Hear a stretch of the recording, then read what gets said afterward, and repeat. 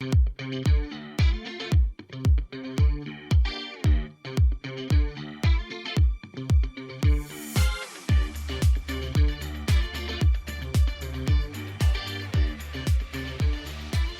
to the Hot Rod Hangout Podcast. Whoop whoop. I'm Matt. And I'm Ashley. Tonight we got returning guest on, Dalton Sumner. What's going on, man? Shoot, not much. How you been? Just living a dream. Trying to stay inside so the gnats don't get me. Man, one of my coworkers just got skeeteritis. That's what the doctor said it was. Hey. So, you're coming off a pretty successful show weekend, the Burton Brooks show. You're the promoter of that show. For anybody that hasn't went back and watched the YouTube channel, you can go watch the recap video of that. Not of us talking, but all the cars and stuff. So, tell us a little bit about that show. I know last year you come on before it. This year we're going to do it after, but, you know, better late than never. Yeah. This is the 4th year of doing it. A lot of people don't know my story behind that show. I believe I said it the last time, but it was just, I ran for class president as a joke, won it, decided to take it serious, and started the show. The people who own the venue I use are pretty helpful with everything. They pretty much just let me have it for the day. They don't really have no nitpicking, bugging me for anything. It's me, 100%. The past 3 years, we've decided to do it for the Shriners Hospital. Pretty solid organization. If you don't know about them, look them up. They help out a lot. And I didn't know much about them before I had started doing it, and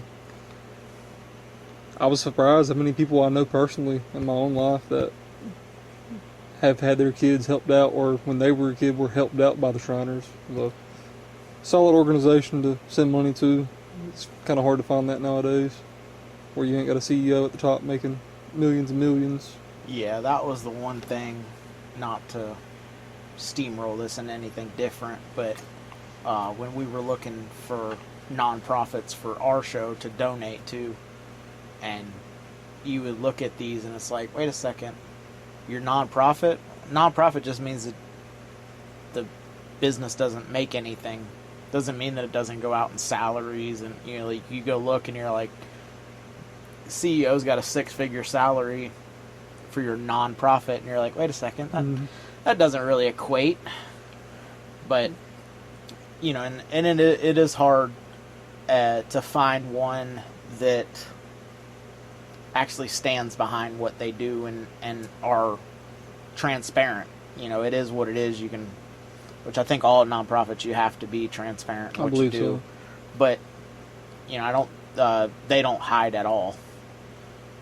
So that's positive, and also kind of bringing the car community into it as well. Is, you know, they always have the parades with the little Shriner cars, and or there were some of them there. Yeah. They had did you see the airplane? I did. The airplane was pretty cool. I'd never seen that. Yeah, and it this year it was a lot of returning people. You know, cars that we seen there last year, and you know, I've said this being up here, there's a lot of cars that you see running around that just don't want to show up to things, and your show both years has kind of a wide variety, new, old, lifted, lowered, custom. Fresh off the lot, was there?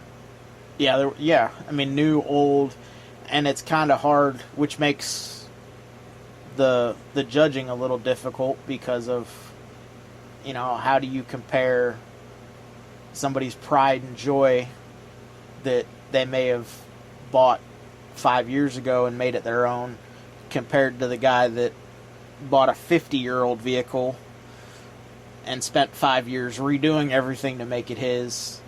They're both cool. They're both passionate about their cars. It's hard.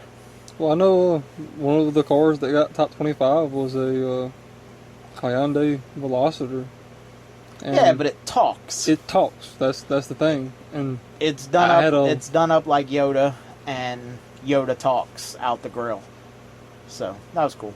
And I had some people ask me, how in the world did a Hyundai get a trophy at my car show? And I'm like, well, one, I don't judge. Had I been judging, it would have got one anyways. But just it. Well, It's like you said, it's hard to judge. Was there another one there? There was no other one. That's what it comes down to is, the barn find 69 Camaro. A lot of people were like turning their nose up because it didn't have shiny paint. And I'm like, to me, that was one of the best cars there because it kind of showed what you could do and not be shiny. There was the one that got best of show, the Ford, the F-100, the purple one. I found out after the show that he rolled 500 miles on the way to that show. That he had just warmed the engine in and drove it there. Very cool. Yeah, and that's another thing is you get, you go to some of the bigger shows, and this is a shameless segue, but you go to some of the bigger shows, and the guys trailered their cars there, and I'm not meaning trailered their car there with something cool that they also put in the show. Matt Smith. Redwood got trailered, but he hauled it with a custom dually that's equally as cool. Just as cool. So, it's cool to see a lot of cars just coming out and driving. And, I seen a couple Florida plates, which I get that we're not like real far into Georgia, but there was some Florida antique plates, and I was like, oh, that's cool. And the Custom Culture Show had the same thing. My mom and dad came up for that with their 65, which would have fit in good at your show. Yeah, I tend to draw a more, and there's nothing wrong with it, I draw the more stock classic crowd as it was when it come out. Well, and there is a lot of customs that roll around. You don't see them at shows. There's a lot of car clubs that are dedicated more towards that. We're not going to say names. But, you got, I think, at least 3 car clubs that's pretty much what they cater to is the more restoration type vehicles. And they kind of look at us funny for modifying them. But in Tifton, you got that Hudson, the Dord Hudson that runs around. I've never seen him at a show. But I've seen that car driving around, so it ain't that he don't drive it, it's just that I've never ran into it again. That's the one that I made a TikTok reel. I literally just pulled my phone out in Buddy's in Tifton and was like, to film it, a 15-second clip, like, whose is this? C10s, quite a few C10s at the show this year. 57 Chevys, there was quite a few of those. The dudes with the Broncos, that's a family, you said. Yep. Their oldest son has one in North Carolina that is going as nice as all of those were. He's got one getting done now that is going to put them to shame. Did you ever see the pictures of when they come and picked up the 57 Chevy from here, of the Bronco that was in the trailer that he had to unload to get the 57 in? I don't think I did. Dude, if I don't have pictures, Psycho does. And we're pretty sure it's a repop body, but it had a Coyote 10-speed, and the bottom of the truck was just as clean as the top. AC, like, it was a beautiful, beautiful, like, when it rolled out, we called Jenny out to come look at it in the dark. That's how nice it was. Like, we're out there with flashlights, like, okay, yeah, look at, oh, it had power steps. The door opened, the power step. I was like, oh, okay. But they were tucked under the body. So when you were just looking at it, it just looked like a 60s Bronco. But then open the door and the step, I'm like, that's cool. And a lot of people give shit about the, motor swaps and it should be what it is. And, obviously my car has a LS in it. Psycho's car has a Lincoln motor in it, Ford, whatever you want. But I mean, he's got a lot of Ford stuff, but or Lincoln, newer Lincoln stuff under it. But I don't think that necessarily, and this was something I brought up on Facebook, so if you're on Facebook, you already heard this argument, but hood open, hood down at a car show. And I agree with a lot of people that posted it depends on the show. That's where I kind of fall into. You know, if you are at a gathering show and your engine bay's nice and you want to show it off, lift your hood open. If you're at a West Coast Customs show or a KKOA show or something like that, leave the hood down. And if somebody also commented, if somebody wants to see under your hood, they can say, hey, drop the hood for me. Just so everybody knows, when my car is done, if you ask to see what's under the hood, I'm going to tell you there's a motor in there. I'm not lifting the hood. It detracts from the lines of that car. There's a lot of work that's being done to the hood and the fenders of that car that lifting the hood would ruin the body line that we're going to spend a lot of time getting right. So, you know, Psycho's hood with the louvers looks really, really cool when it's down. Looks kind of like a fish out of water when it's up. And there's nothing under there that's any different than what it should be. And he drives it. And he drives the piss out of it. That's kind of where I get into it with this stuff, is like, even looking on Marketplace, I had a buddy looking for a truck, and he kept running across classics that didn't look too pretty under the hood. And I was like, well, dude, if it runs, it runs. And there's no, you know, there's a lot of, and this is like a subgenre of the survivor trucks. We won't call them patina trucks, we'll call them survivor trucks. Because that's a whole different topic.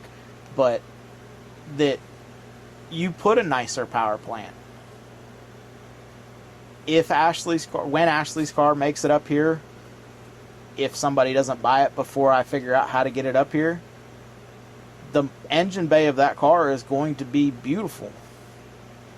I built a really nice motor that was going to be exposed. So the parts of that motor that would be shown if it didn't have a hood are still going to be pretty under the hood. It's going to have, I mean, it's a rebuilt small block with a turbo 350. The engine bay is going to be shaved because you have to shave it to fit the V8 in there and all that stuff. But for her, she looks at cars as a photographer would because she takes pictures. She likes taking pictures of cars. And the hood open on a car doesn't make her want to take extra photos of the car. She just wants to take one to say, hey, your car was here. Now when you put that hood down and put the hood down, she's going to take 4 or 5 and pick out the best picture. You know, and again, if you have, you know, a billet pulley system and you spend a lot of money on your hood and the graphics go into the engine compartment and you want to show that off, I'm all for that. But don't be offended if a photographer, not just Ashley, but a photographer tells you, hey, could you put your hood down so I can take a picture of it? Or let me take a picture of your motor and then, hey, could you put your hood down so I can take 3 or 4 glamour shots of it? You know, and it's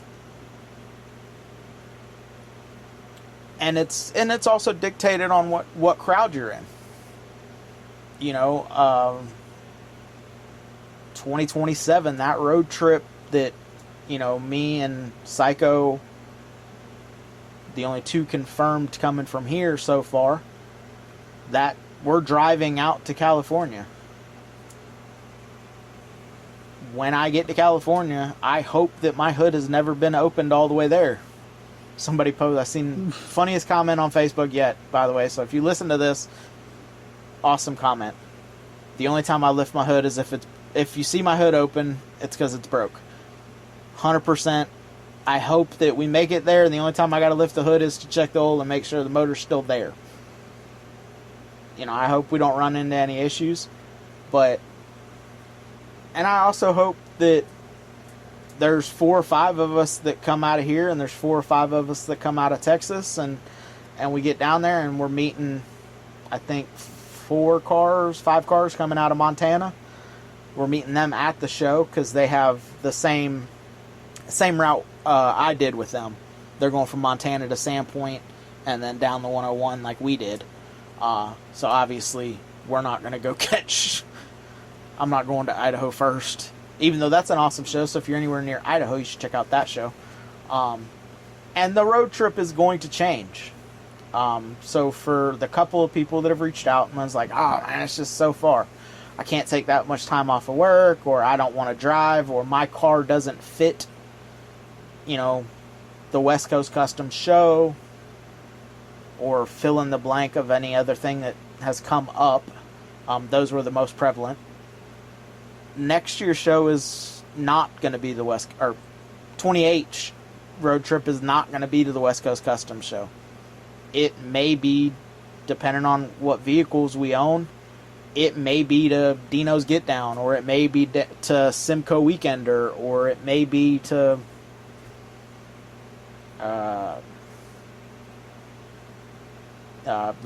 Relaxing at the Ranch, or Mini Nats, or pick a show that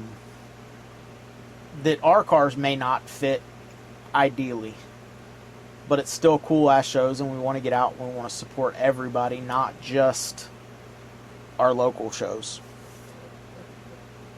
And it also will allow people to have friends on a road trip that if something was to happen, you have people that can help you figure out an issue, run and go get parts if needed, make adjustments.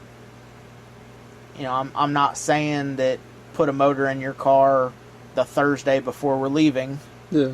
But, put debug it on the trip. Which we did. The 55 that we took on the road trip, it was still on jack stands when Brian landed. And well, who was it at your first show? So they worked on it and pulled in with a shoestring throttle cable? The logo for the 26 hangout was a 53 Meadowbrook that was coming swapped in 4 days. And driven. It was trailered there. But it did drive across the show field with a shoestring. And if you are like, oh, you're lying, he didn't do that swap in 4 days, go back and look, because there was a live video January 1st of us dropping that motor in that car. So there was, he cut the firewall on our live for New Year's Eve. I dropped my gantry off to him the day before. We pulled the motor out the New Year's Eve and stuck it in. I think it may have made it into the car prior to January 1st, but nothing was cut or mounted or anything when we left after that live. So it was definitely, and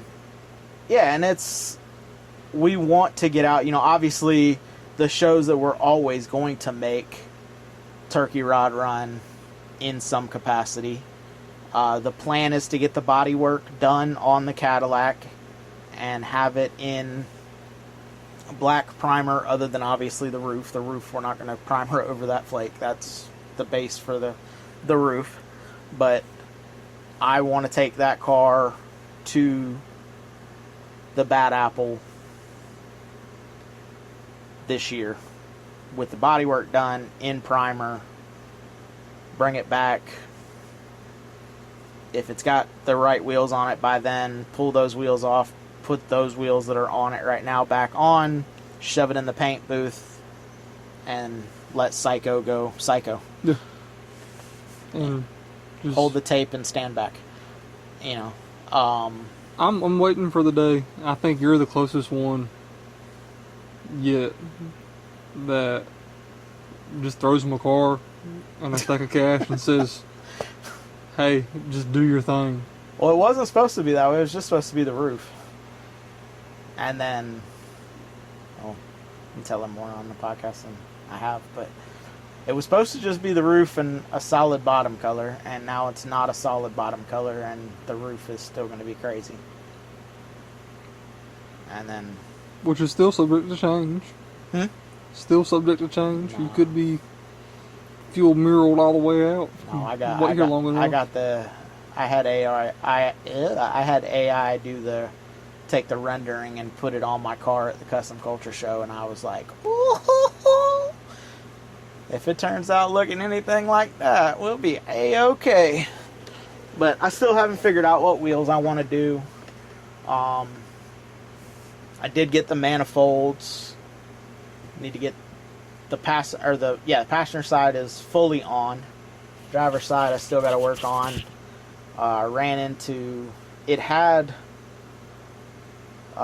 V-band clamped collectors on the previous manifold, so I bought V-band manifolds hoping that I could use the stub out from those because there's O2 sensors in them and it's not the same size, so I'm going to end up having to actually weld in exhaust to get not just because I was trying to make it like temporary, extend it out a little bit where I could load it, run it on and off the trailer for Play Loud, which I'm still planning on doing, but there's going to have to be a little bit more exhaust work done to it than just some elbows, knees, and toes. Yeah, you're going to have some fun. But and then it is going to have I'm bell more than flowers. happy to come lean back and drink a beer and watch you do that, but I'll let you have the weld. Oh, no, that's probably going to be depending on the exhaust. If it just gets temporary exhaust, it'll just be clamped on for... I'll just clamp an elbow on it to get enough length that the Holly stops figuring out or can't figure out its life. Because right now it's fat, lean, because it's getting dirty air, clean air from the ground. But eventually it'll have, we're going to run the bell flowers behind the tires.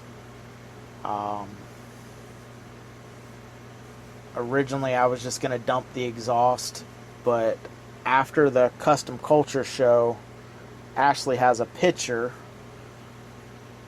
of where the car was sitting, and you can perfectly see the X in the grass.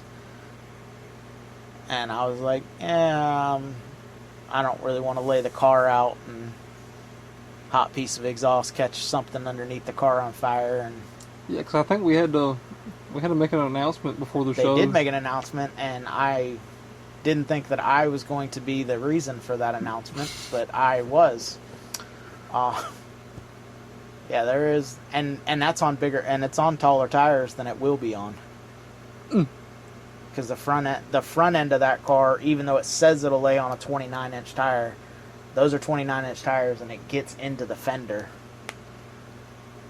inner fender well. So I'm actually going to go down to a 28-inch tire, so it will have absolutely no problem laying on the ground. Well, I'm glad you have ideas, because my car is at a standstill. You just got to look at it, man. I'm just taking a break from it. You got to do that, man, but, and I will say this, it's important, though, that you don't take so long of a break that you forget about it. You have a real good... Your car, the way it sits right now, is a really good candidate for you to stay motivated on it. I know you said you want to do the water pump, but a lot of what kept me going, even when the car was throwing a hissy fit and doing all this was going out, hooking air to the tank, send it up and down a couple of times, and then go, okay, we're good. Let's make it roll. And, and it even threw a hissy fit with that. I mean, the transmission, the filter dropped, and it no go forward or backwards. And Well, what sealed the deal on my motivation is because I threw it on Marketplace and had a lot of the BSers, I'll offer you $1,000 for it, it's a piece of junk, or yeah. I know where 4 of them are right now that are in better shape. I'm like, well, fuck. Tell me where. Yeah, I'll go get them right now. But I had one guy actually come look at it, and when they crunk it up and they were walking around it while it was idling, my heart was just sinking that they weren't going to reach in their pocket and hand me the stack of cash. They ended up trying to Jew me down a little bit, and I was staying firm on my number. Oh, and as soon as they left, that just weight lifted off my shoulders. I was like, oh, thank God I still got it. Yeah. And that's, you... And not everyone, some people have,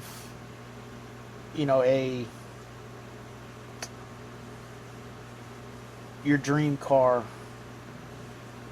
and fortunately or unfortunately, everything I own is for sale. If we are on this road trip and y'all want the Cadillac, the bus, I will take the dogs out and I will leave you to it for the right amount of money.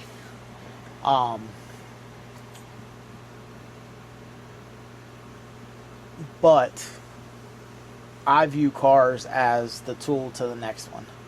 I have so many builds in my head that I want, or so many vehicles, I shouldn't say builds. Some of them are builds, some of them are, stock adjacent. But there's so many cars that I would like. And in order to get the next one, the current one has to go bye-bye. I will own a long roof. I will own a station wagon at some point in time. That means the Cadillac is going to have to go eventually. Ashley really likes the 54. But she's also hard up for now all C10s. Now we're all the way up to square body. Oh, wow. Yeah, we went from real specific to now we're just all the way up. And I'm still hard up. I want to do a dually, a C30 dually bag bodied. Well, I don't know if your look's anything like mine, but whenever I get it in my head, I want something specific. Marketplace is just like, fuck you. No, there's a whole bunch of them. I just, like the bus got stuck. I pulled it out with my Dodge, and I'm like, well, till we figure out where exactly we're going to end up, maybe I need something that is capable of pulling it out if necessary. Even pulling in here, I'm like, and he's like, you can park over there. And I was like, can I? Are you sure? Because I was like, I pulled at Mom and Dad's house. I was parked in a spot. It was good. Oh, we're going to move closer to power. Alright. No, we're stuck. That's like, okay, well. And it's that's their yard. They have the acre that their yard's on, and then they got like an acre and a half that's, they call it the hill. It's not like a giant hill, but it's a little bit of taper. And no one ever really drives up there. So even my Dodge, before we left, I went and parked my Dodge up there, and it's like, you could see the trail of where my truck was, and it's 9,000 pounds, not 42,000 pounds. So, the stuff you've told me that Dodge has done is just... Yeah, that Dodge is impressive. Unreal. Yeah. If I were you, I'd keep it at this point. I can confirm that transmission is billet on the inside. So when I did that, I was like, oh, yeah, that is... It's a very painful way to find out you were told the truth. Well, But, and again, it currently has a payment. So if someone walked up to me and offered me the right amount of money that I could turn around, pay it off, and go get something cool, I'd entertain it. My bike is still for sale. That's actually for sale. Every time I think about keeping it, I'm like, I haven't rode it in like 2 years. Other than like ride it and like go make sure it still runs. And then bring it home and like, okay, cool, that's it. Park But, it up. you know, and her car, pulled the motor out of it before I come up here. So, you know, it's, my motor's sitting right next to it.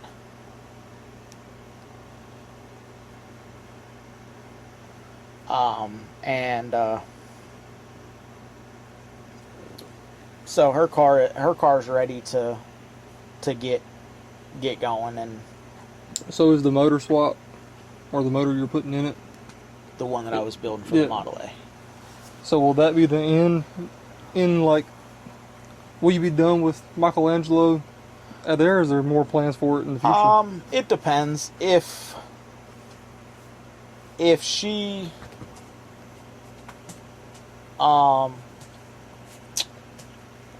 if she wants to keep it, because she's still on the fence, because that car is, she views that car very much the way that I view cars.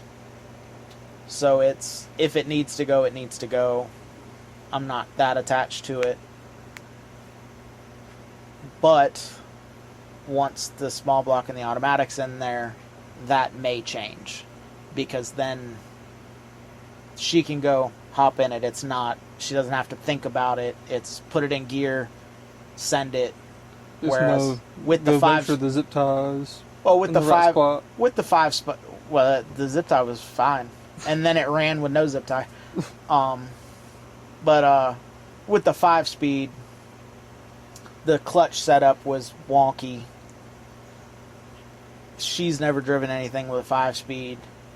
So her learning how to drive a 5-speed on that car was probably the worst idea. But she did it.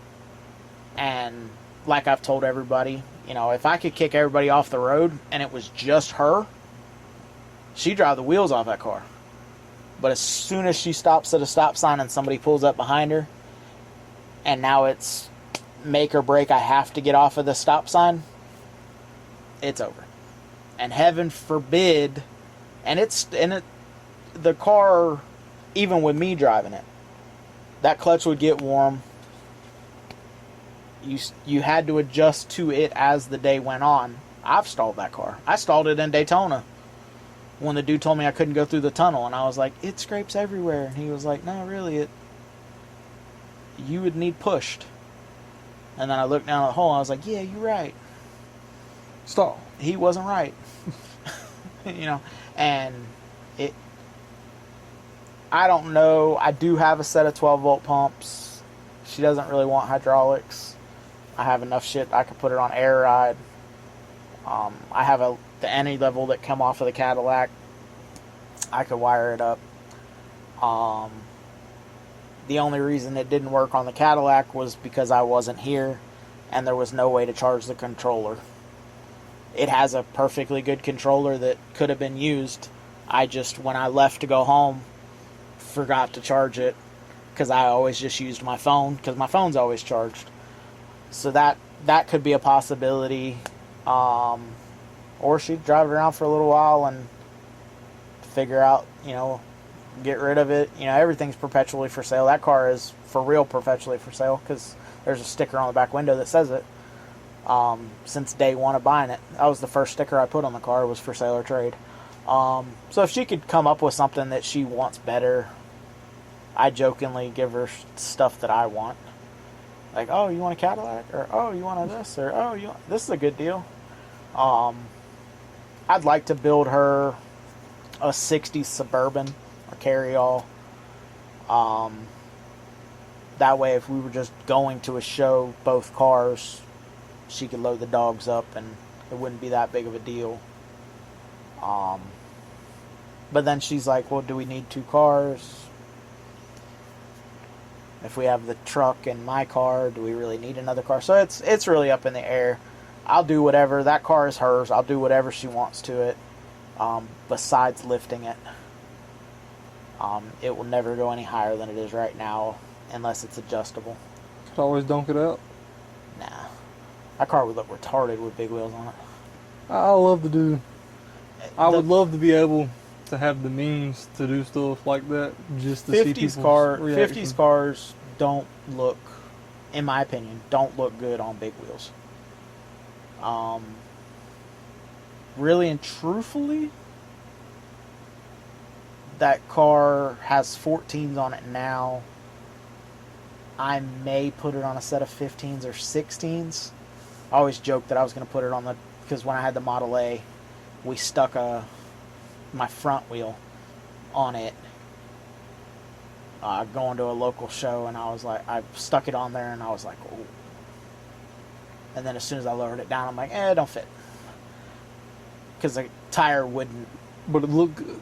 It looked real good till you took it off the jack stand, and then it sat on the tire, and I was like, yeah. Because there's not a lot of room, and if you bag the car, obviously you could put tubs in it and stuff like that, but there's just not a lot of room under that car, especially in the back. But yeah, if she wants to leave it static, we may have to lift it. It's got stock springs in it, and it sits that low, so we may have to lift it a little bit once we put the V8 in it if she wants to keep it static to get it back up to where it was. I don't know how we would lift it. I guess uprights. Has she played with like your air ride switches on your phone, or has she played with Psychos on the Lincoln? Yes and no. She's done up and down. She doesn't. Because for me, and this is a country white kid from South Georgia, when I pulled up trying to fish Psycho's pond, I thought his car was stupid as hell, sitting on the ground. Oh, but then you grow to love it, you grow to like it, and then he let me drive it.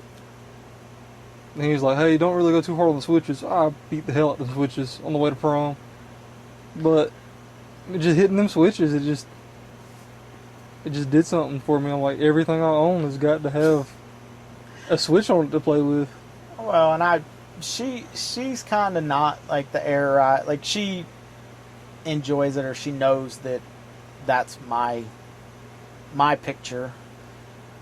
Because I'll look at stuff and be like, man, that'd look really good on the dirt. And she's like, oh, no. I'm like, and see, that's how I am now. Google that and then bagged, or that and laid out, and she'll look at stuff and she's like, oh yeah, you're right. Some cars don't look good stock height. Some cars look good at stock height, but they look better lowered. And it's my opinion, doesn't mean it's right.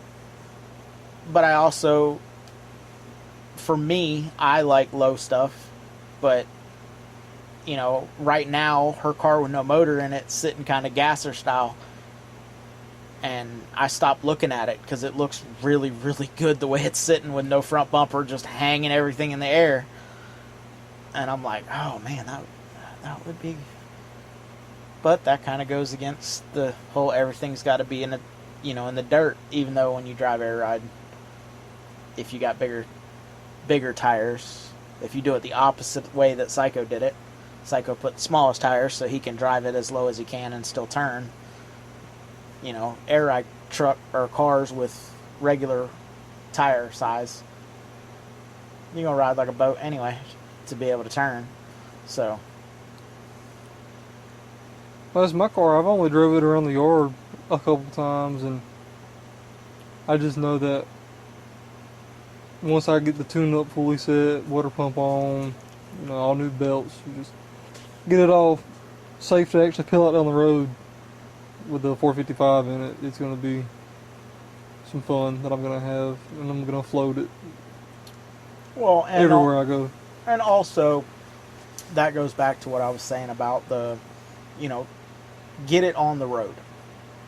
Once you can drive it around, you'll have more ambition to do stuff to it. Because right now, for lack of a better way to say it, it's out of sight, out of mind. You I know. live 40 minutes away from where it's at right now. Well, and that doesn't help.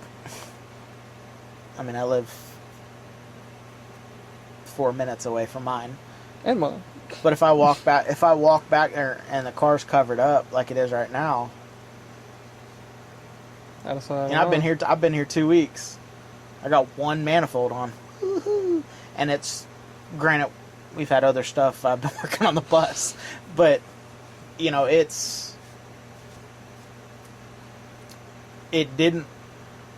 plan didn't work out the way that it was supposed to. So like I wasn't in a big rush to go out there and put the other one on because it's now a new challenge. And Alejandro, if you're listening to this, that's how I ended up with the car. You know, he got it to a point and then he wasn't able to drive it. So, well, I can work on that one because I'm driving it. That one's okay, well then this one just sits and sits and sits. I'm going to sell it. And Tampa Cadillac can come, help him, get whatever he needs done, gets it to the point, and then he's driving around. Now all of a sudden, everything's good. Well, I want to do this to it. I'm going to LS swap it. Okay.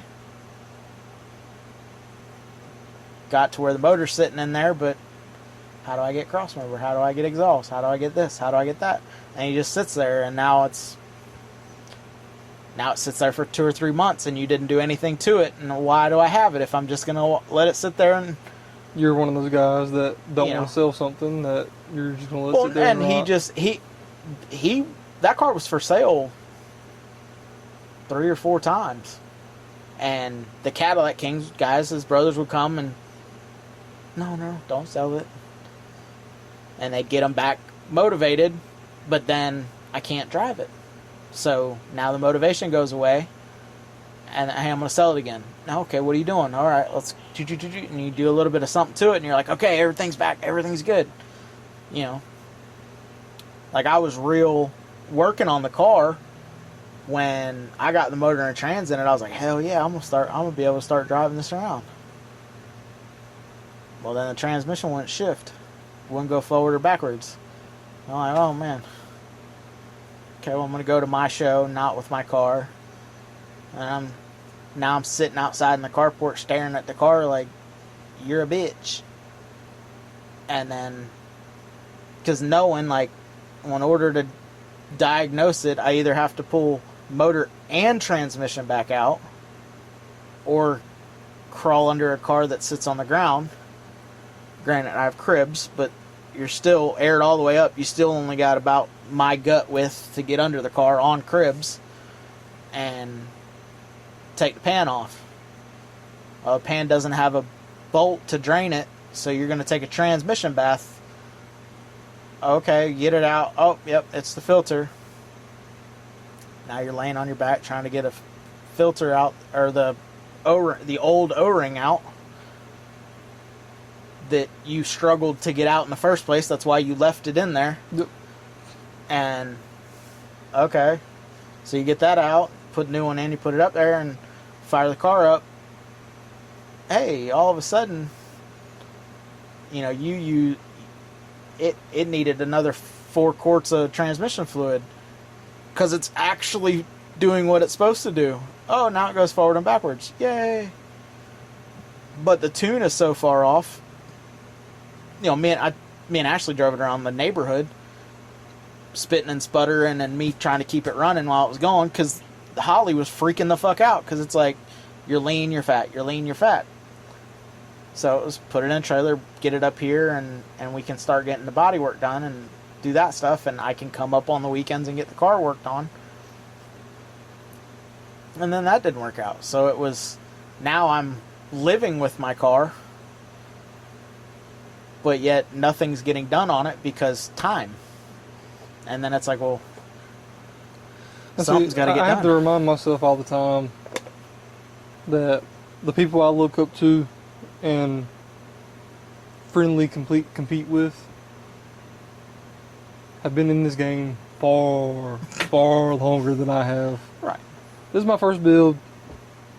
I've already threatened to sell it once, tried to sell it once, throw insurance on it and hope one of Psycho's pecan trees falls. But time will come. I'm also getting ready to. I'm in a weird rent-to-own deal with my property, so I'm getting ready to, at 21, throw a house in my name from the bank. So priorities. Oh, and you know that's all good, and you know, proud of you for that. But also, you have to remember, even Psycho's car, it was black for a long time. Mm-hmm. And there was a point in time where he wasn't driving it. It was just going from the carport to the shed, the carport to the shed. Not driving, not running, not nothing. And then all of a sudden it was like, okay, I gotta do something, because there's my dream sitting there. And you'll get that way once you get, you know, come over on a weekend or get it over to whenever Jason has time or whatever to do that water pump. And just, even if it's taking, you know, the old ladies out to dinner one night or something, go cruise. And it's always easier if your girlfriend, your fiance, your wife, in my case, understands why you do stuff. You know, Ashley has been beside me on that car where I'm calling myself names and I'm dumb. Why am I even, you know, I'm not any good at this. Why am I even trying this?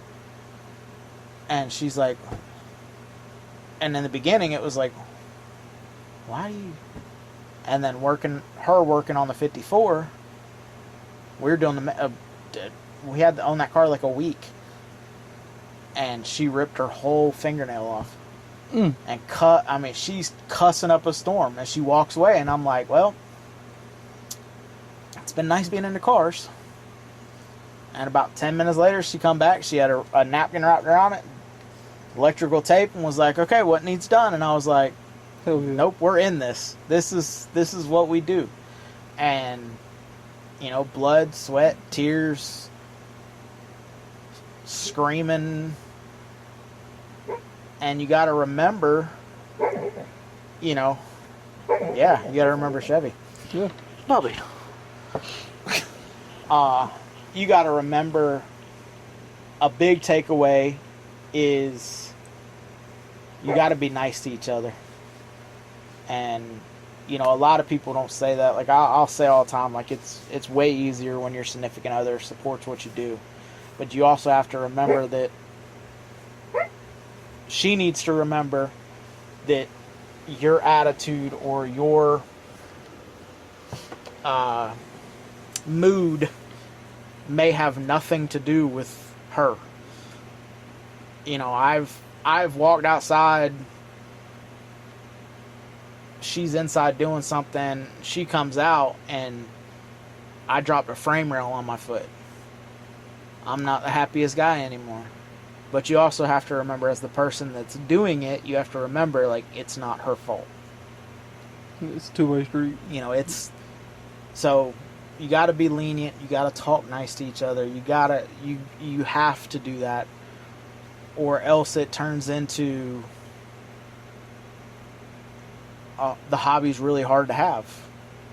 You know, if she doesn't support the cars, or she views the cars as something that's going to take her away, or take you away from what y'all got going on, you kick that out. Well, see, I got lucky with her, and this is coming from the girl who called me freaking out when she pulled in the driveway because her car was making a weird noise. So I run out there real quick, hop in the driver's seat, throw the bitch in reverse.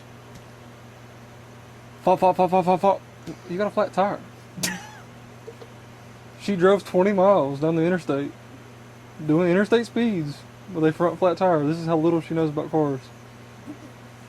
Supports me everything I do, and especially now that I'm getting into the local promoter side of things. She's at the table, no questions asked, doing Well, and that's another everything. thing. Putting on a show or putting on an event will challenge relationships. Organizing stuff, and I don't know y'all's dynamic, but in ours, it was a team effort. Ashley would call, you know, she worked from home, so she had more time to make phone calls or send an email or reply to stuff on that side of stuff, because I was trying to handle the social media stuff. And it's give and take. Some days you're going to run into, it doesn't matter what you do, chalk it up, start again tomorrow. And other days shit flows nice.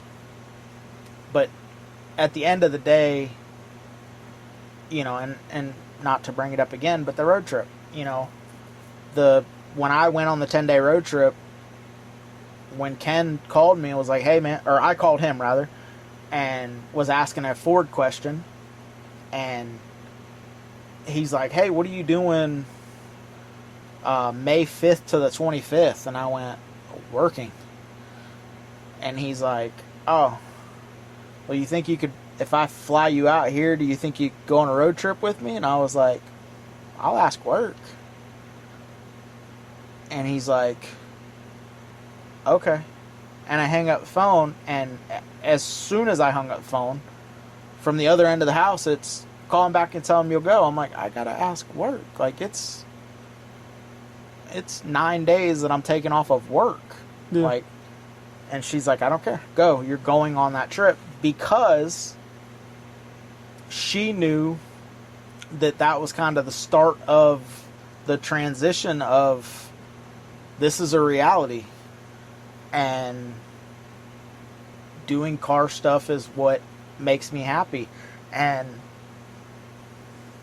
that road trip, there was positives, there was negatives, there was attitudes, there was, first of all, there's 3 grown men that are used to being in charge of everything they do in their life now have to coexist in a camping trailer. There was some issues. Some masculinity clashing. And one of those 3 guys owned 2 of the cars we were driving. The only 2 cars we were driving. So, he held the power, but then also I'm a grown man. And the road trip was epic. I walked in, told work, hey, I'm taking these days off. PTO in this case is prepare the others. I'm not going to be here. I'm going on this trip. And flew out, did the trip, flew back. And the only thing I could say is Ashley had FOMO the whole time I was gone. Because I'm sending her pictures on my phone, or she's seeing the videos or hearing podcasts, and she's like, damn, I wish I was there. And it's important to get that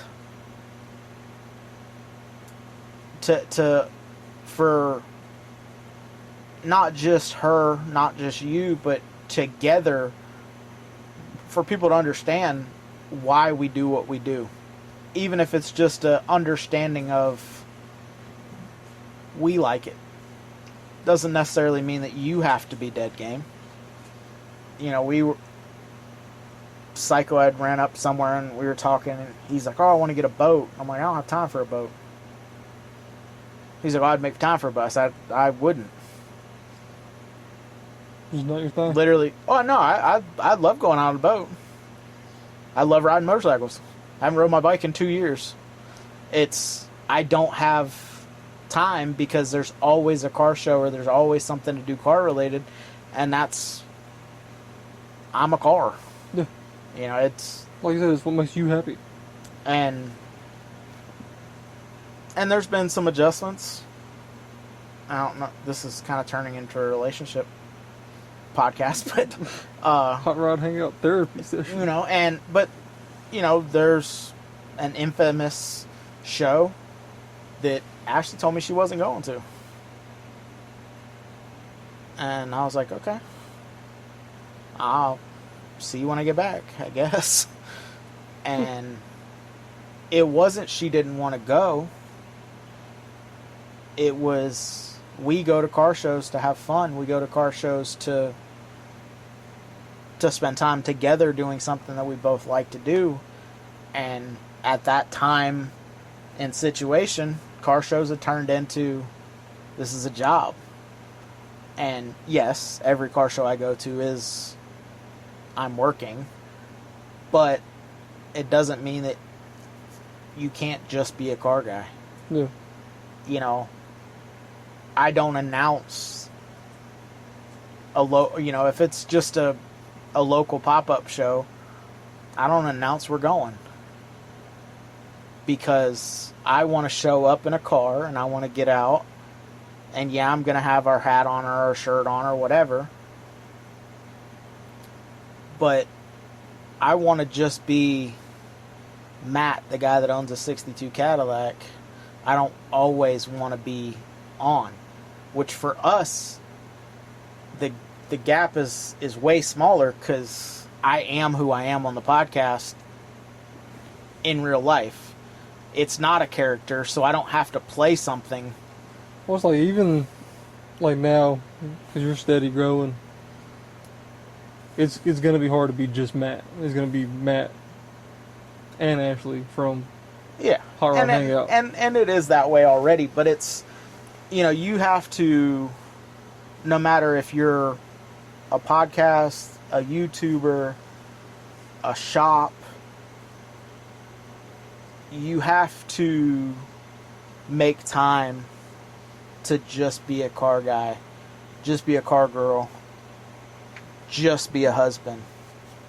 Me and Ashley take one night a month, and it's no car shirts, not a pocket full of stickers. Me and her go out, have dinner, the two of us. See a cool car, hey, nice car, and you move on. There isn't, you have to have that time to be able to enjoy why you do it, or else it just turns into your life is consumed by something that's no longer fun. You got to remember, we do this shit because it's fun, not because it's, Lord knows I'm not making $1 million in podcast. Well, it's like on my side of things, and I never really knew where I wanted to go into the car world, whether it was building, and I have average amateur skills. I can do a lot, but I can do a little too. So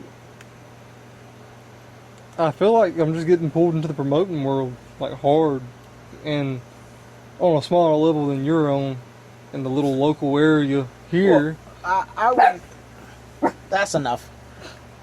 I would say, I am a show promoter, but I wouldn't say that that's my main, we are social media. Yeah, you're we are 100%. podcaster. You're in your own little entity. We did the show. We did the hangout. I was the promoter for that show. And we are putting on the road trip. But I wouldn't consider myself a show promoter, which what you, RJ, that kid, for anybody that doesn't know RJ, what y'all are trying to do is multiple shows, organizing shows, an event organizer, where we promote everyone, not just our stuff. And see, the only reason I'm leaning towards it is because it's hard for me to go to a local show that I just want to pop up at, and I don't get 2 or 3 people approach me. Hey, we're having a show in a couple weeks. Can you promote it for us? And I'm just like, kind of wish you would have told me before 2 weeks from the show, but yeah, I got you. Well, and then it's hard to look at somebody in the face and say, yeah, I'll promote your show. I'm gonna need some money for my time. Well, and there's also a lot of people that have never done a show don't understand the amount of money the amount of time, the amount of effort that goes into a 6-hour show. Yep. You know, and I remember the first one. What do you mean that y'all are getting burnt out? It's 22 shows in 8 weeks. 2 car shows a day, sometimes, to go promote, to try to get people to come to the show, and then during the week, calling vendors, calling food, calling this, and that was kind of why I'd made the comment the first year, I made the comment the second year, and it turned into what it's going to be now. Is I would rather it not be. Don't pay me. Like, people complain about, y'all charge $25. I do, because I'm trying to make my money back for what I put out. I would rather cruise into a Mexican restaurant and eat some tacos with 20 to 100 of my closest friends. You know, I would rather hit the road and go, hey, these are the towns we're stopping in. Get a hotel or pull a little camper. You know, they're the Montana crowd. They pull vintage campers. So they're doing the exact same thing we're doing, except for I'm bringing a bus with me and they bring campers that they tow behind their cars. And, you know, and you don't have to do the grand scheme on that. Let's get back on that. If you're in Oklahoma and you're just like, hey, I want to run Oklahoma to Arizona with y'all and then I'm going to go home. Cool. Or, hey, I'm in, New Mexico, and when y'all are coming through here, grab me and I'll go to the show with you. But as soon as the show's over on Saturday, if they're not telling me I got to be there Sunday to get an award, I'm going to haul ass home. Cool.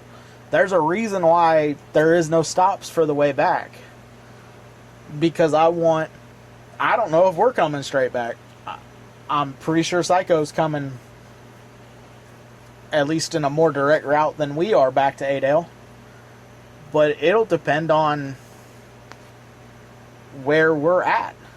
You know, if we get the Cadillac done and me and her can go do a little bit of traveling, we might figure out where we want to land.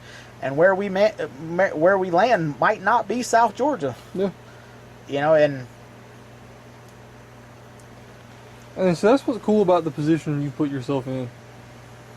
Is you can go see everything, figure out in your opinion, the best area that has the best shows. Well, and it's not even, so the location isn't even about the shows. We already did that by getting out of Florida. You know, my biggest thing was, granted, obviously this first road trip being all the way coast to coast, or pretty much coast to coast.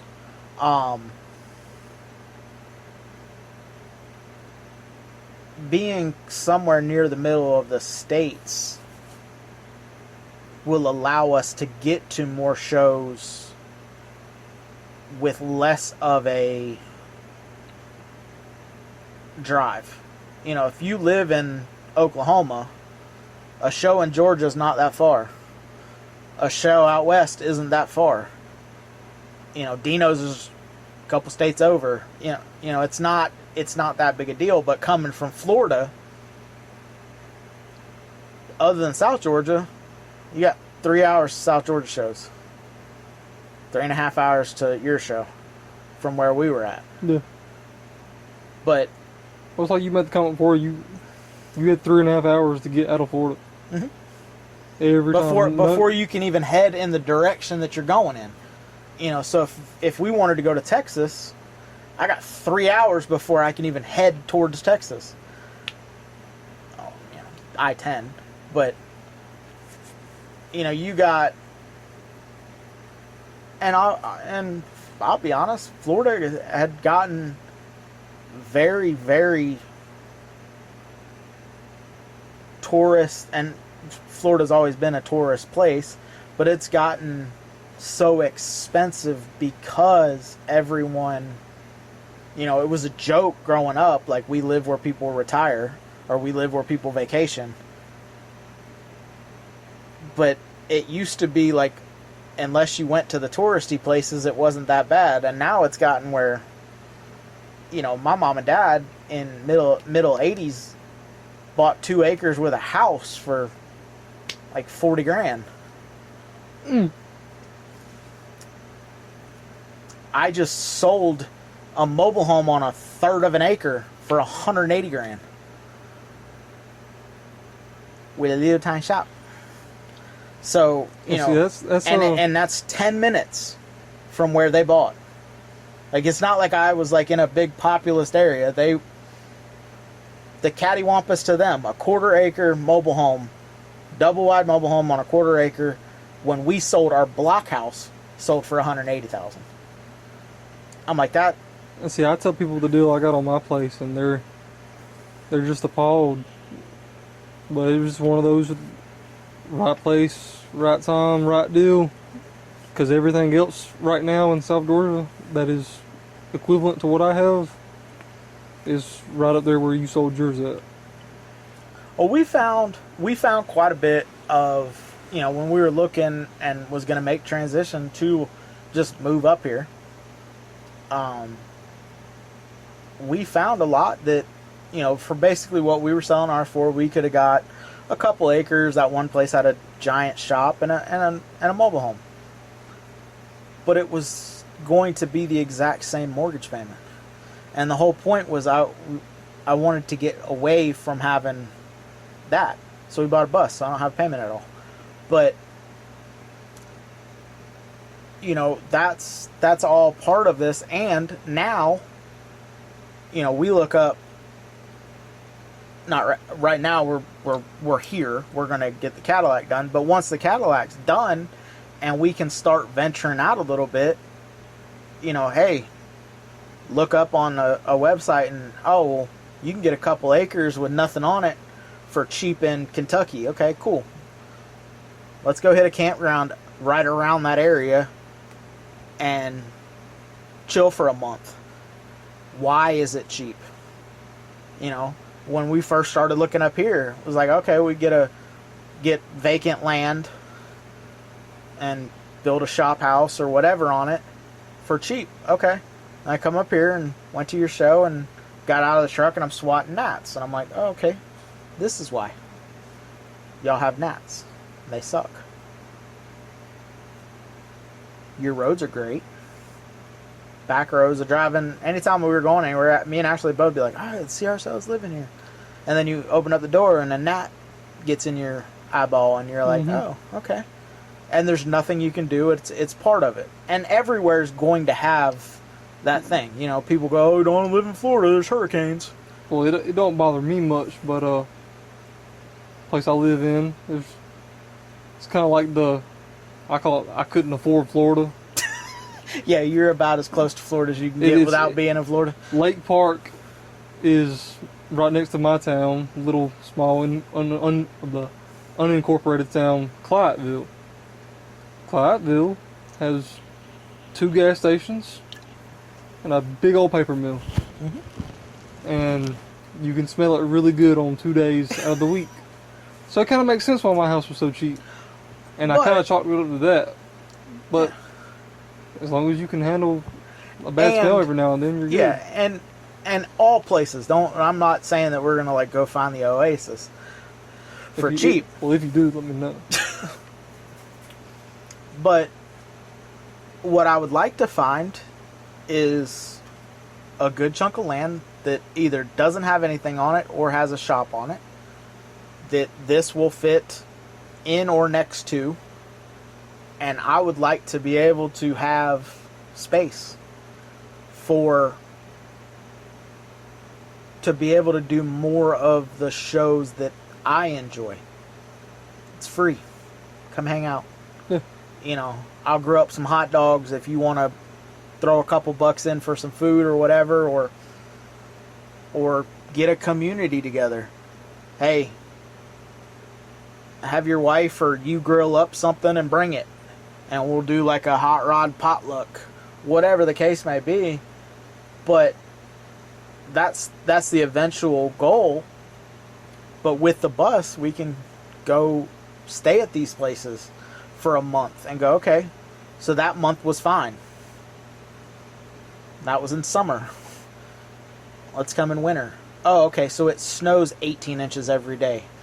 Okay, this isn't where I want to be. Yeah.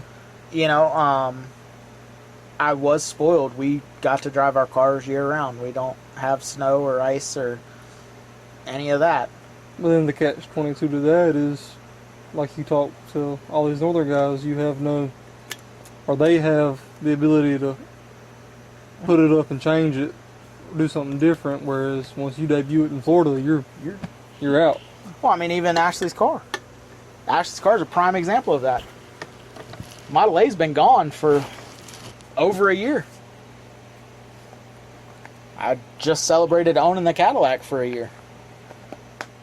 Model A's been gone a year. So that motor has been getting ready to go in her car for a year. And it was like, oh, it's running. I won't tear it down. We had the Cadillac we were building, so let's not break both cars at the same time. And then it stopped running, and then it was like, okay, well, It broke itself now. I got to get the Cadillac up to Georgia so I have space to do her car, and just didn't work out that way. Got the motor out, got her motor sold, and then I'm like, okay, well, and I'm giving her little tasks while I'm up here, like, hey, get the exhaust off. So when I come down for this weekend, I can get the bolts out of the cross members, and I can do this, and I can do this. Okay.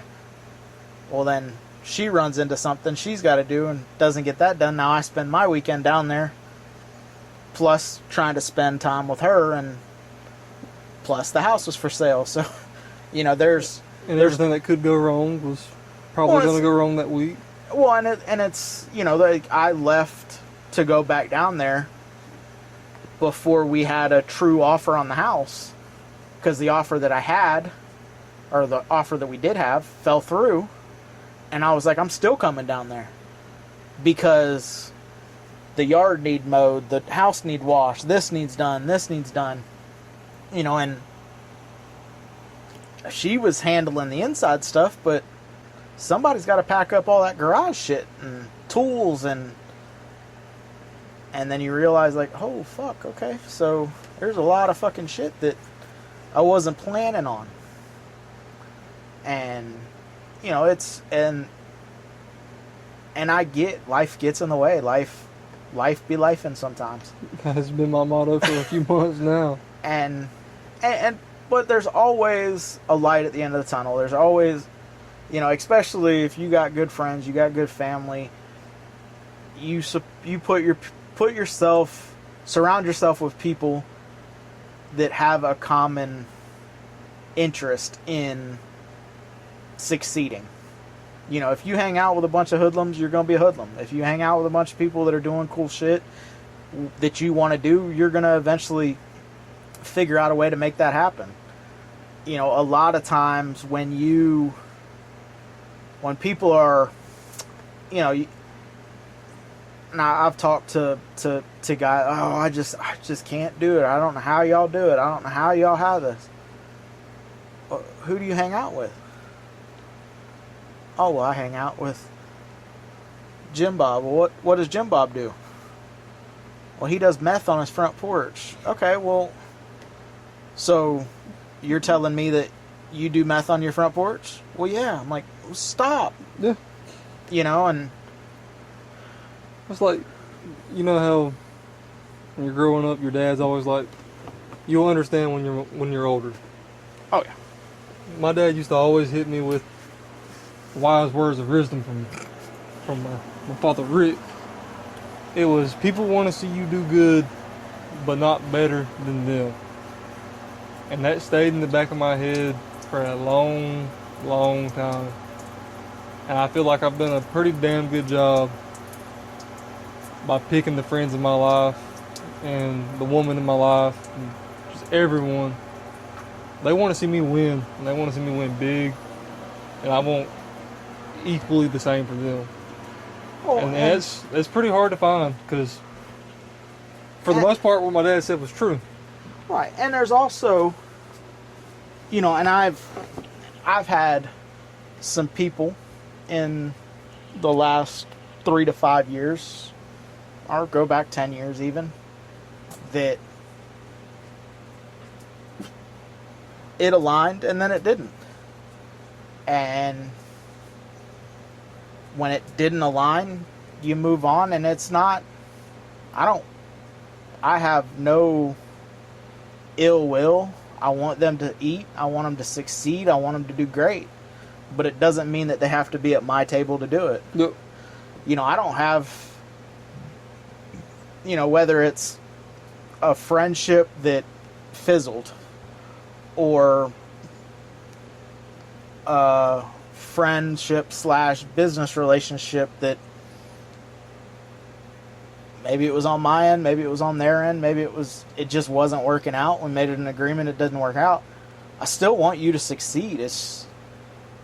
And there's so much, especially today's times, there's so much room at the top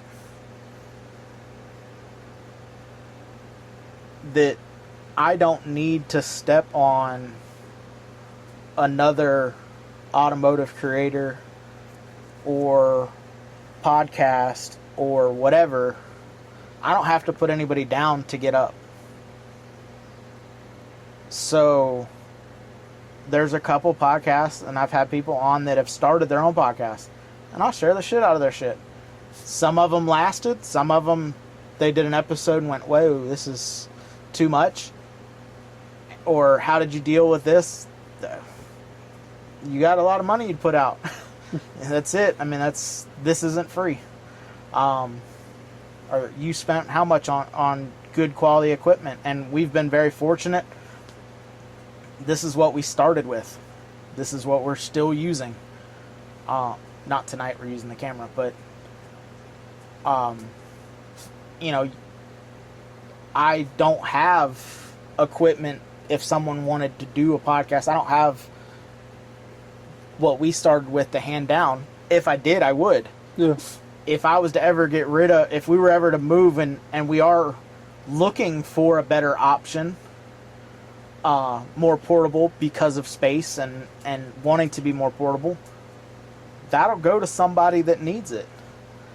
It's not, there's, and that's the same with car clubs. It's the same with car community. It's the same, like, there should be no gatekeeping. If I have knowledge, I want to share it with somebody. If I have something and somebody else needs it, I would prefer if I got what I had in it, but get close. Yeah. I want my Cadillac done, but I'm super excited about Chavez's car. I'm super excited about your car. I'm super excited about what Psycho's got to do to the Lincoln before we go next year. When I hear that stuff is going on, and I'm like, man, that's awesome. Congrats. Like, and also it kicks me into gear. Like, what did I do today? If you come over and slung a water pump, I'd be like, man, this cat threw a water pump on and I didn't do nothing. I need to get my ass out there and get going.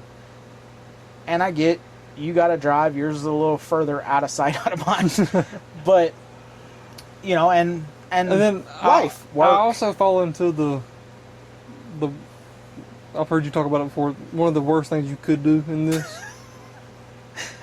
I do go to it work for a all living day. and then don't want to do it when you get home. I sling water pumps and everything else in semi trucks, or I spend 30 minutes on the side of I-75 dodging cars to change a damn tire, and then I get home and I'm like, I just want to sit down. Mm-hmm. I just want to sit down. I don't want to go work on nothing this weekend.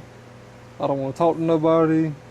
Well, and that's where having That's where having friends like you and everybody else in my crew comes in, because they want to see my car on the road. I want to see their car on the road. I could come here tomorrow and be like, hey, want to help me throw a water pump in? Pretty sure the answer is going to be yes. Unless We can go do it right now. you got something else to do. I got microphones clipped on. We can go right now if you want to. We'll do I'm it tomorrow. bacheloring it. I ain't got no. You actually bachelor gone. Shoot. I would have preferred to put the canopy up before we did this, so it would be no bugs. But That's what we were to do. We were to do a live Riviera water pump. I've done it. We did a couple garage lives. Pecan Orchard Live. But and there's we need to get together. I need to clean a spot where I can get that canopy up. Ashley's bringing cribs up so we can get my car up on cribs and I can actually get underneath of it and try to start working on stuff. But we need to do that. We need to get together on a weekend. Well, we have a little group here. I don't know if you're in the page on Facebook or not, but it's pretty much just everyone in our little clique that we have, and we'll call it the ranchers, or wrenchers, I mean. And the plan was, there's like 10 of us, all of us have our own unique skill, and we were all just gonna, hey, Jim Bob, we're gonna do your car this week. We're gonna get we did that. This finished. We did that whenever we were in Florida. We had little garage hangouts, and it was whoever's house it was at, or whoever's garage we were hanging out at. It didn't necessarily work on anything. Like it wasn't a for that purpose, but it was to get ideas, to get motivation back. They come to the house. I think we ordered pizza or hot dog. We did something. And it was like, hang out. Okay, hey, this is what I'm working on right now. And you get people's opinion on, well, why'd you do it that way? Or, how are you going to do that? Oh, this is what I'm thinking. Well, let me let you in on a little secret. That ain't going to work the way you think it's going to work. And then you can, talk shop. Or, hey, that body needs to come off of that frame. Talking Model A's, not full body cars, but I need this body picked up. Okay. 3 guys on each side. The girl grabs a hold of the girls grab the hold of the frame and pick body up. Somebody else rolls a cart underneath to set body down. Oh, okay. Well, it's something that he couldn't do by himself. And it's the same with this. If you just, even small stuff, or crash for a weekend, we need to get back to, 50s and 60s of, I've said it before, we tried to mimic that with our show, was hanging out in front of somebody's garage. Like, that meme of the bicycles in the front yard turns into cars in the front yard. That's because also it keeps people motivated, and it's also a chance to learn.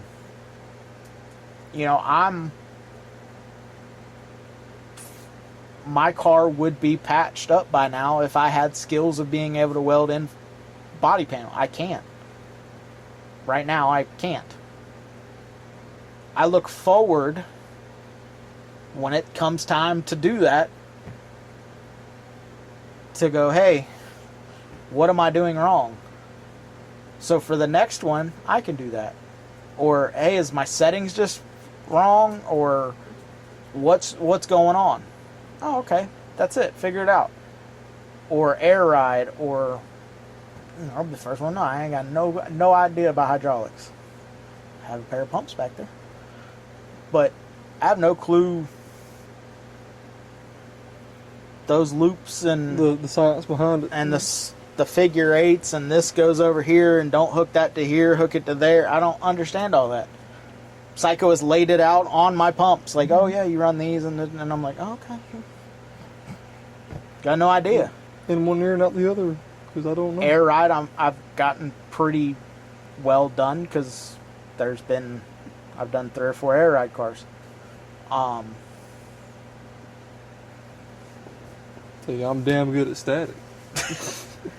But, you know, in the geometry, I mean, there's a lot of science when you take a car that does where the suspension adjusts.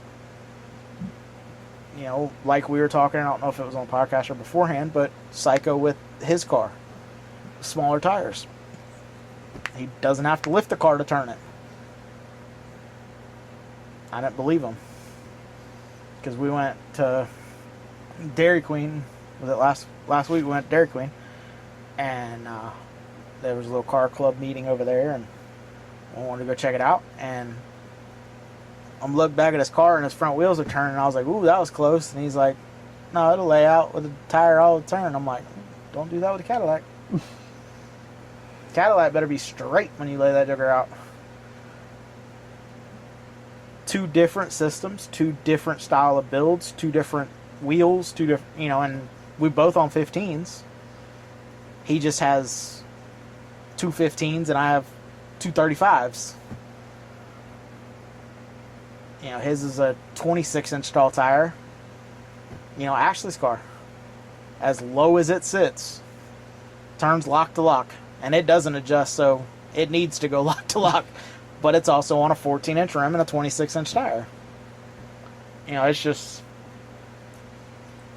There's different ways to accomplish stuff, and we need to get back to that.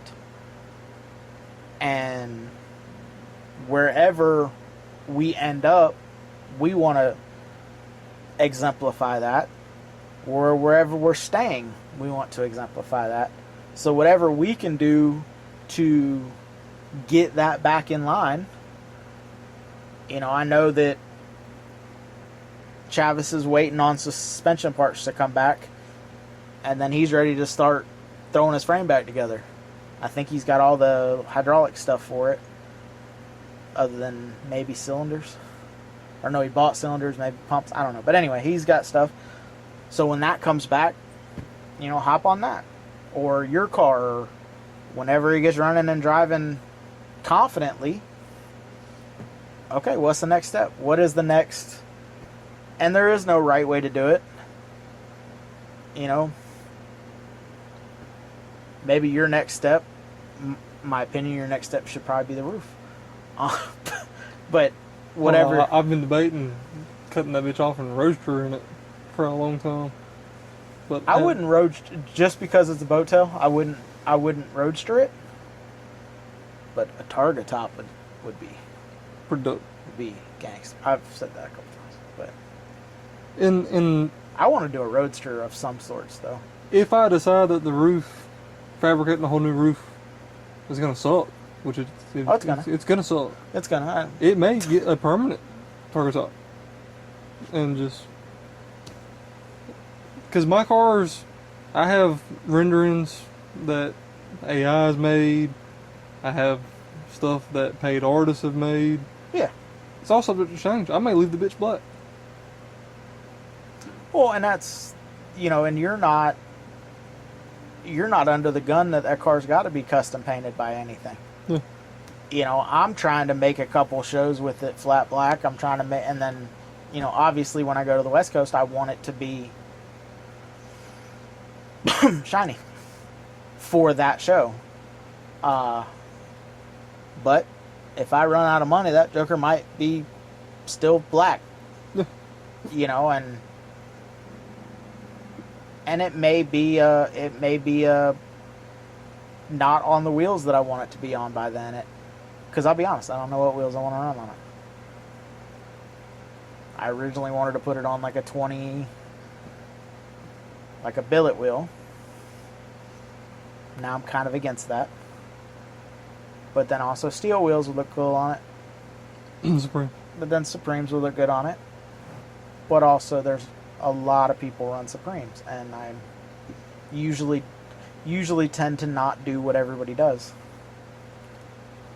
I think your floating hubcap idea was pretty dope. Yes. But I don't know how to accomplish it because the valve stem goes through the hubcap.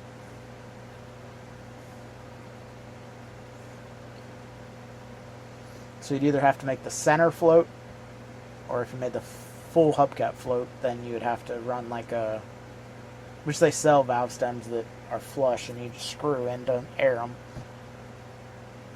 But we'll see. I don't know.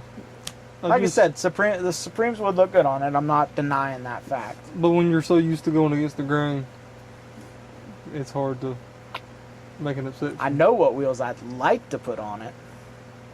And there was a set for sale up in Conyers that I missed out on. But Well, the rent man robbed me of getting my Supremes from the swap meet this past. those are the same Supremes I was looking at. Yep.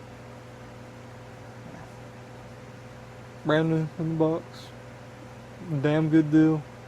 Nah, it wasn't a damn good deal. That was a fucking steal. $300. That's cheaper than you can buy one of them for. No, two of them.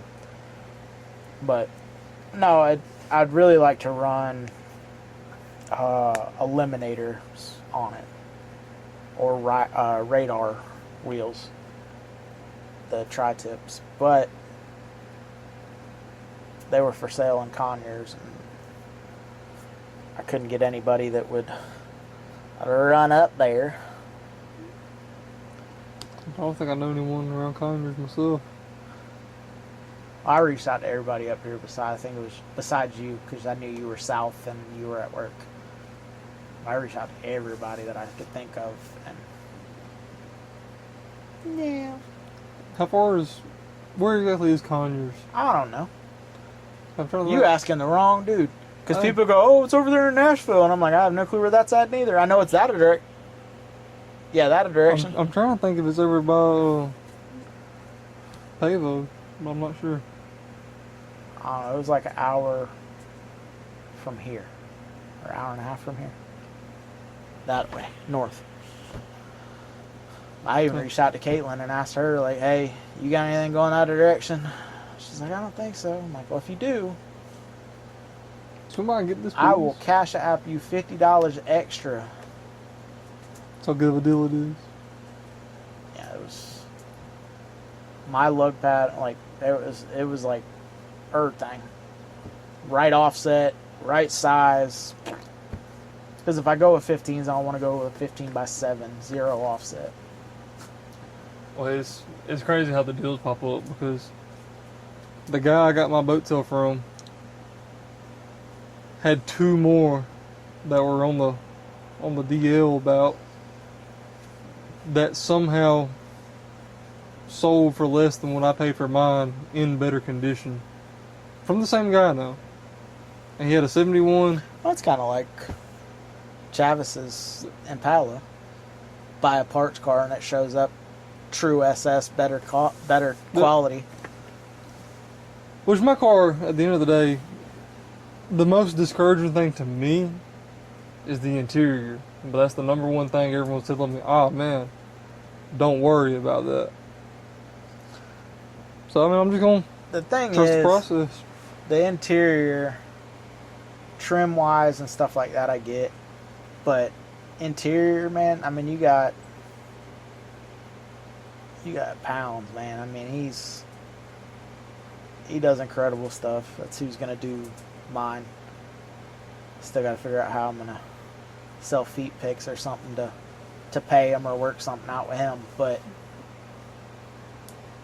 because the interior of my car is going to be nice, but there's going to be some stuff in there that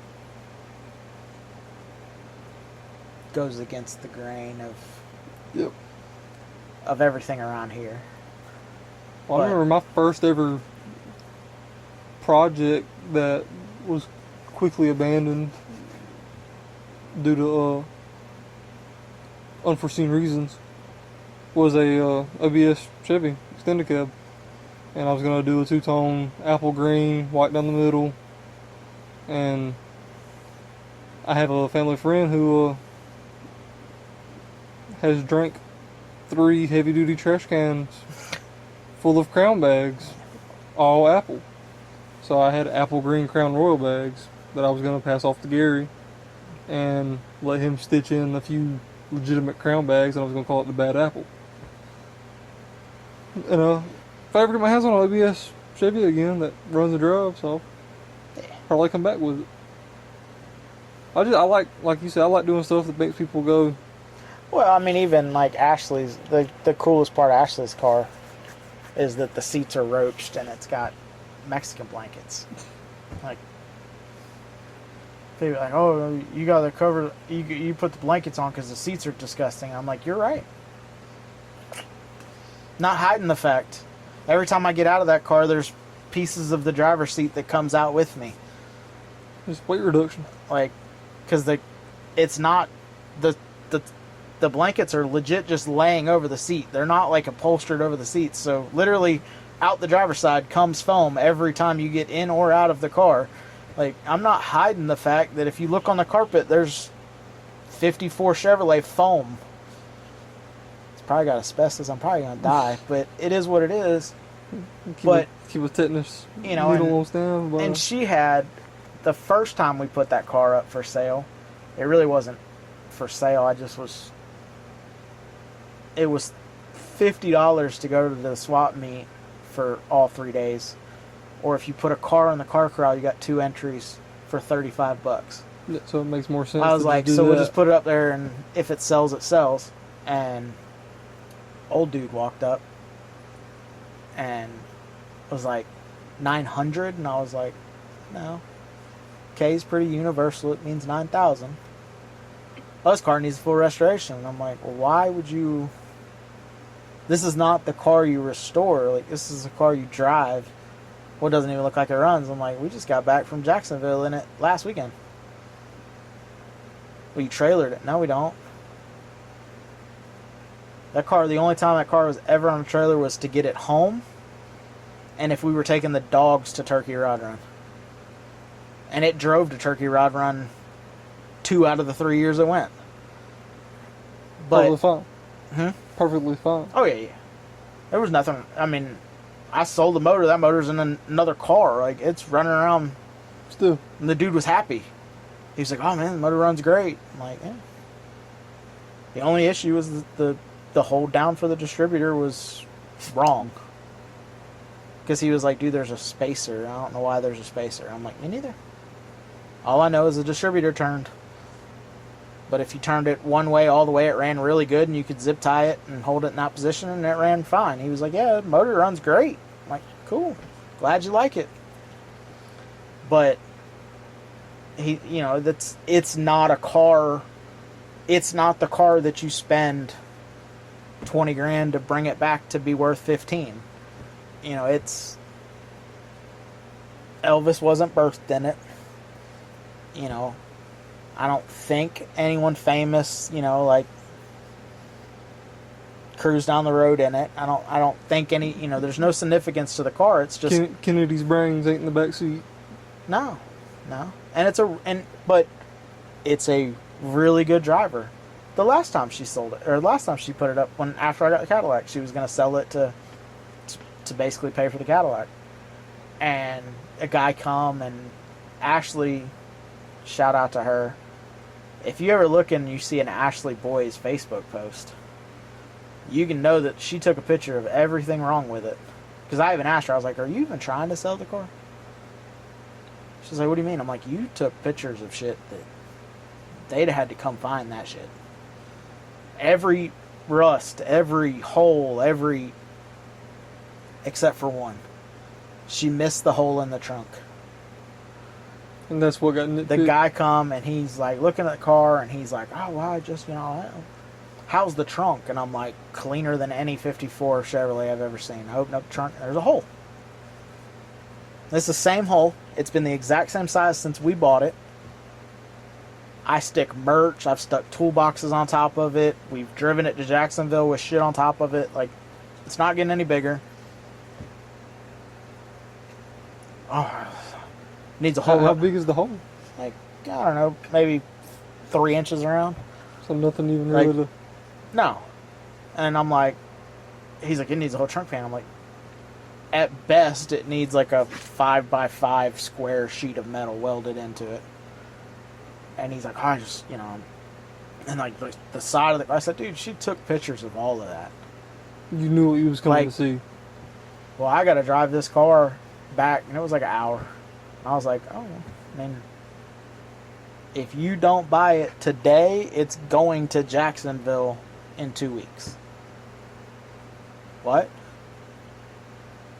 Yeah. He's like, well, I don't think it would make it to my house. And I was like, oh, okay.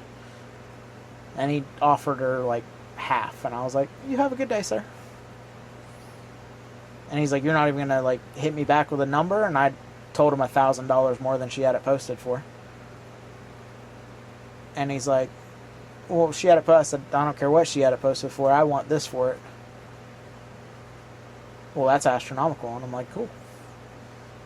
Hey, babe, we got to go make a parts run.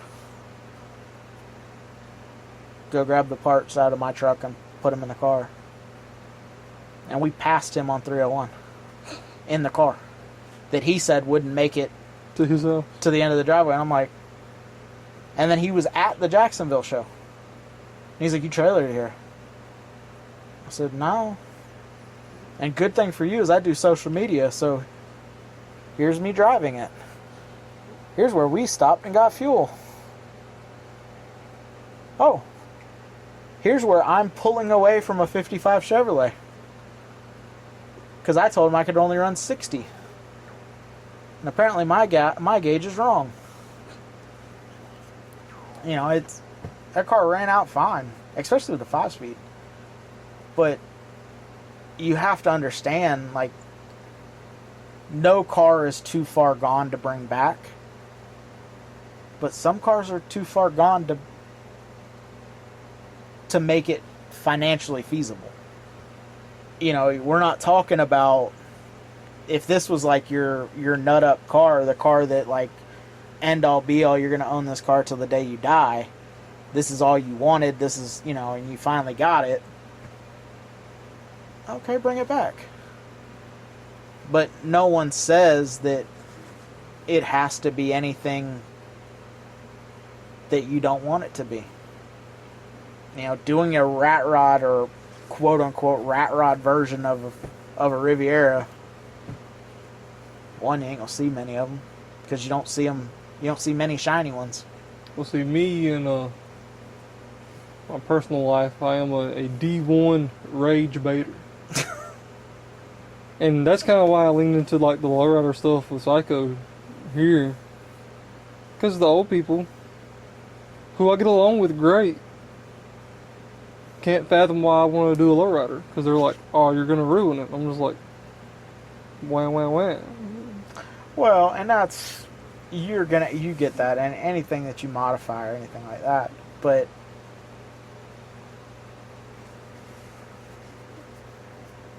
everyone, young all the way up to old, needs to understand that the older crowd needs to understand that they were doing all the same stuff that the young kids are doing. Yep. They're just not doing it with the cars that they did it with. You know, a young man buys a 20-year-old car and cuts the muffler, or truck and cuts the muffler off because it's louder and it sounds cool. We all know that that's the worst thing you could do. It's not helping performance, but it's louder, so it sounds faster. Well, in the 70s, when y'all were his age, y'all were taking 50s and 60s cars and cutting the exhaust off of them to make them loud before you realized that it also slowed the car down, but it was louder, so it sounded faster. You know, y'all were cutting springs to get the car to sit the way you wanted it to sit. Or y'all were raking the back end of the car up to put bigger tires underneath of it so it'd get more traction. Or you were raising the front end sky high because you like the gasser look. Hate to break it to you. That's what squatty truck boys do. Did they take it to the extreme? Yes. Did some of those cars that y'all used to drive back then do the exact same thing? Yes. Was it any better for your transmission than it is the new ones? Absolutely not. You know, or tuner guys. You know, you can't. Not me. I know nothing about a 4-cylinder and a Honda. Other than if you put a turbo on them, they make cool noises and pop, pop, and bang, bang, and shoot flames. I don't know nothing about them other than that. But I also can't hate on a kid that's got a 5 or 10-year-old Civic, because that's what he could afford to do. And he put wheels on it, and he put the boom boom exhaust on it, because you can go to Advanced Auto Parts and buy that muffler for $30, and there it is. That's their way of getting into the car world. It's up here, it's a little easier. The prices are a little bit better, but in Florida, those numbers don't equate. You know, I can go buy a running and driving car for 10 grand, or I can buy that classic car for 10 grand that doesn't run. I need a trailer to go get it, or it needs $5,000 worth of work, or I can buy a running and driving car and put $1,000 in it and have something that I think is cool and I'm proud to drive around. Is your classic car cooler than his Honda? To most people. But he's out there, and you know, the prime example, the girl with the, was it a Titan? Yeah, the Nissan Titan, the gray one. Yeah. That girl right there, granted, not a big fan of Nissan products, but I will say that that girl, at every show I've ever seen her at, is the exact same way of the older generation with a different car. Yeah. You know, she backs in, she's got her display board, she sits it up, she's puffing on it while people are walking around. She's there to answer questions, tell people about the truck, what it is to her, and everything like that. She's doing exactly what we all should be doing, and including everyone. Well, it's like I've hit up a, like I said, I've never been to like really big shows, but I've been at Cookout parking lot at 2 in the morning with the squad of boys, and had the cops called on us for doing stupid shit. I've been at the drag strip in Cecil and watched grown men throw hissy fits and get dragged out by the cops. I mean, like, you have bad apples everywhere. You have different people everywhere. I've been to the squad truck shows where we're raising money for a charity, and it's like, RJ, if you've never been to one of his shows, there's no BS that goes on there. I haven't, but and I've said this on the podcast previously, like when I'm talking about him, I'll be honest, when he agreed to come on, I kind of dreaded that episode, because I was like, man, I don't know how this is going to be taken. And I told him before we hit record, I said, man, I don't know how this is going to turn out, but I do have to kind of make some digs at you for what you do, or else I'm kind of not being true to myself. Yeah. And he's like, I get it. And by the end of the episode, I told him, I say, man, what you do, I don't understand. Or why you do it, I don't understand it. I said, but the way you're doing it, and the way you're putting on shows, and the way that you're the community, I have no issues. Matter of fact, I praise what you're doing, because, like you said, and, you know, leaving your show, 18 to 80 blind, not blind because I can't drive, but 18 to 80, guys make it right and get on it. Spin a tire a little bit, rev it up, whatever. Yep. That's not a young kid thing. That's not an old guy thing. That's a everybody thing. Within reason. And see, me being as young as I am, and a lot of my buddies are squatted truck guys. For the record, I think the shit's stupid as hell. Talk shit to them all the time. Yeah. But they're kind of doing what me and you was talking about doing. It's, you know, 6 or 7 guys. Hey, we're gonna take the spindles out your truck, or we're gonna turn the keys up. We're gonna help you stack this lift kit tonight, and do stupid shit just to see because. Well, and also, you know, you got not just them, but it's kind of the motorcycle community, the hot rod community. A lot of people don't remember it, they didn't live it, or they don't remember the history of it, but like car guys and motorcycle and, you know, real motorcycle guys weren't like welcome. They were the fringe, they were the outcast, they were the, you know, hot rodding began from guys in the military coming back and looking for that brotherhood and not fitting in, so let's modify our cars as a community, and then, oh, hot rodding is born. It's just changing. You know, in the 70s, late 60s, early 70s, you had muscle cars that were predominant. A lot of the 50s and early 60 cars kind of vanished to the newer muscle cars. And you're going to have that. You're going to have up and downs, and then you're going to have guys that are just true to, you know, if it's, you know, 20s and 30s cars, you're going to have guys that are, nope, it's got to be a late 30, 40 car. Oh, nope, we're 50s guys. We're 60s. We're muscle car guys. There's and then muscle car, you know, muscle car gets broken down into, it's got to be a Mustang, it's got to be a Mopar, no car, it's got to be, you know, oh, it's got to have Z28 or SS or RS or any of those. There's, or Corvette. You know, Corvette kind of stands on their own. But at the end of the day, it's passion for whatever you're passionate for, not what everybody else is passionate about. You know,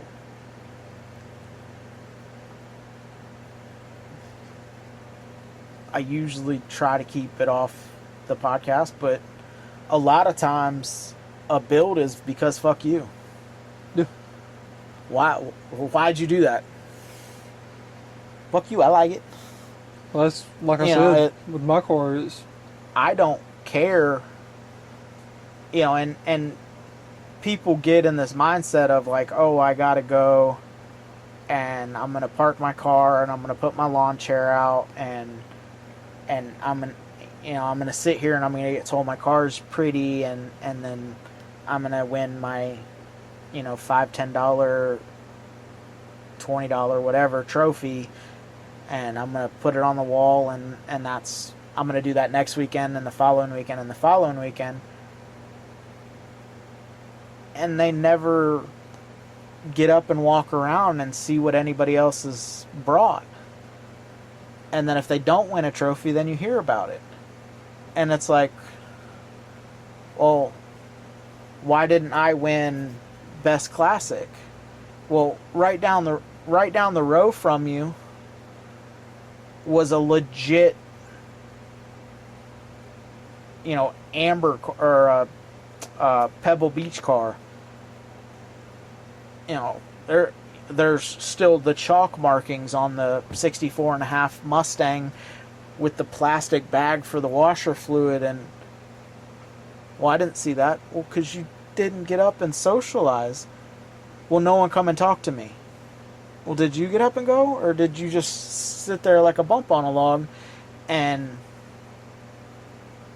again, people,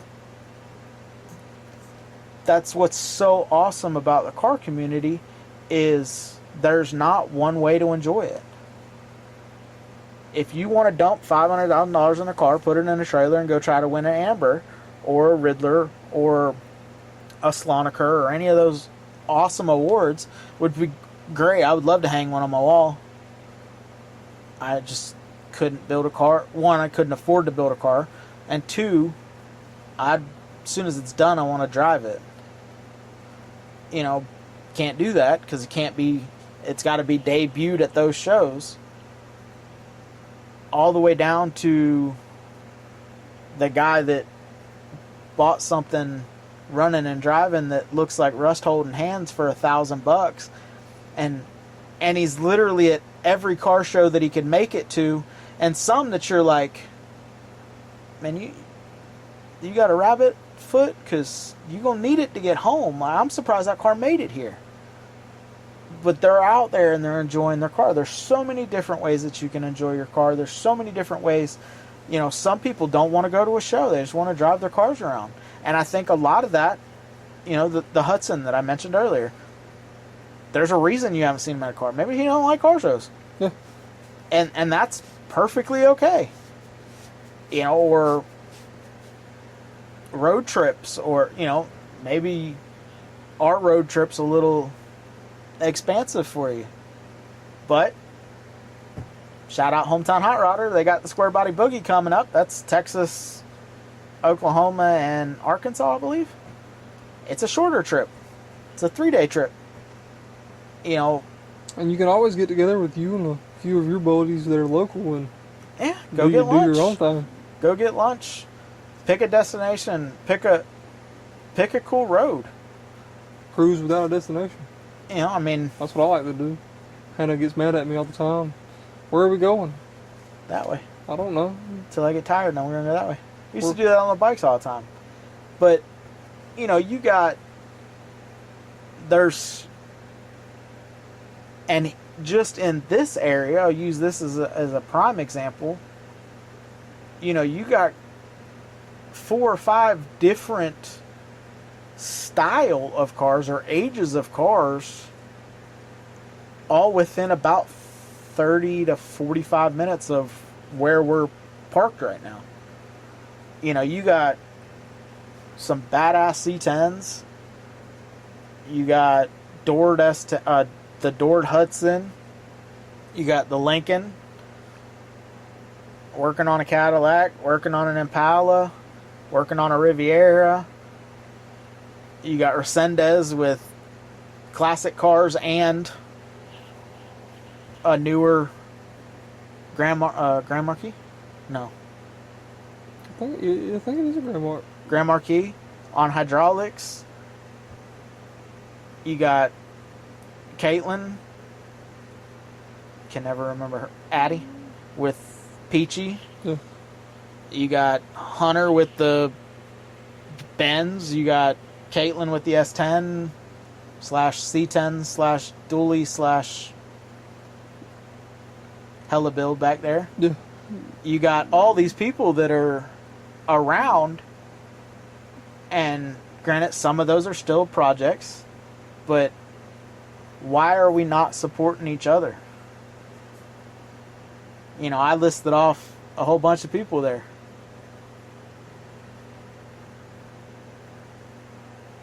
Custom Culture Show, a lot of those showed up. Your show, a lot of those showed up. If I could have not worked on the bus for the week I was up here, I was planning on towing my car over there and at least unloading it and being like, hey, look, I actually do own it. I still own it. I haven't sold it. But when all those cars get up to running status, not even done status, but running status, let's plan something like, let's go get lunch. Whether it's in Tifton, whether it's in Valdosta, or whether it's Barney, Nashville. You know, there's also it gets every time you get that group together and you go somewhere, it's a chance for somebody that has a car that doesn't know where to take it. You know, y'all are right close to Moody Air Force Base.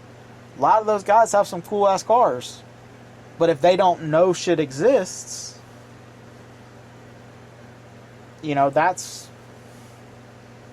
a problem. No one wants to get out. Nobody wants to do that. Holy shoe Nikes. We're at 2 hours. Damn.